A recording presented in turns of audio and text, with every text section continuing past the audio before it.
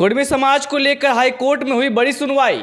अदालत ने केंद्र सरकार से पूछा कि आखिर किस कानून के तहत कुर्मी समाज को ओबीसी की सूची में डाला गया।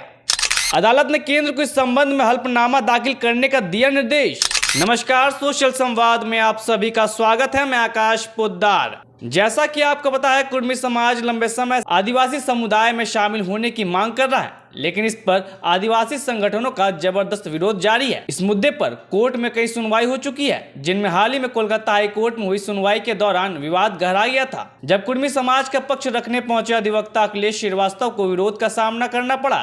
तब यह साफ हो गया कि यह मामला केवल कानूनी नहीं बल्कि सामाजिक और राजनीतिक रूप से भी संवेदनशील बन चुका है। इधर इस बीच झारखंड हाईकोर्ट में इस मुद्दे पर एक महत्वपूर्ण सुनवाई हुई है, जिसमें केंद्र सरकार को आड़े हाथों लिया गया। दरअसल झारखंड हाईकोर्ट में बुधवार को झारखंड एबोरिजिनल कुर्मी पंच बनाम केंद्र सरकार और अन्य मामले की सुनवाई हुई। कुर्मी समाज की याचिका पर सुनवाई के दौरान अदालत ने केंद्र सरकार से पूछा कि आखिर किस संवैधानिक प्राविधान या कानून के तहत कुर्मी समुदाय को पिछड़ा वर्ग यानी ओबीसी की सूची में डाल दिया गया। अदालत ने केंद्र सरकार से इस संबंध में हल्फनामा दाखिल करने का निर्देश दिया है। वही झारखंड क्षेत्रीय पहाड़ा समिति द्वारा दायर एक याचिका को अदालत ने खारिज कर दी है। बुधवार को झारखंड हाईकोर्ट के न्यायाधीश राजेश शंकर की पीठ में याचिका पर सुनवाई हुई। यह याचिका झारखंड एबोरिजिनल कुर्मी पंच की ओर से दायर की गई थी, जिसमें केंद्र सरकार से यह स्पष्ट करने की मांग की गई कि कुर्मी समुदाय को ओबीसी की सूची में रखने का संवैधानिक आधार क्या है। इस दौरान अजित उरांव नामक व्यक्ति ने झारखंड क्षेत्रीय पहाड़ा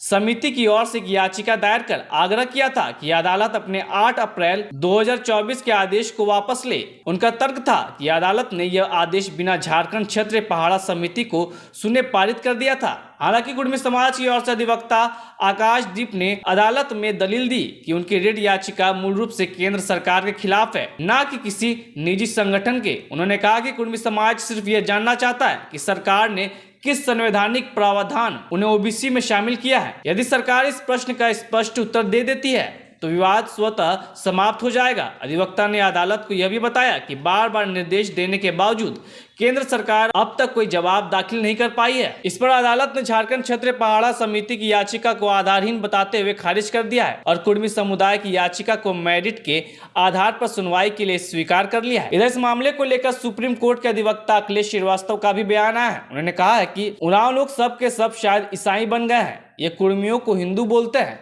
और खुद क्षेत्रीय पहाड़ा समिति बनाते हैं। अपने कौन है और कहां से नमदार हुए हैं, सरना है कि ईसाई है, भाषा कौन सी है, संस्कृति कौन सी है, इनका कोई पता ठिकाना नहीं और कुर्मियों के खिलाफ मोर्चा खोले हुए हैं। पाखंड की कोई सीमा नहीं है।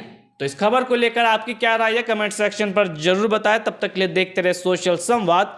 जय हिंद।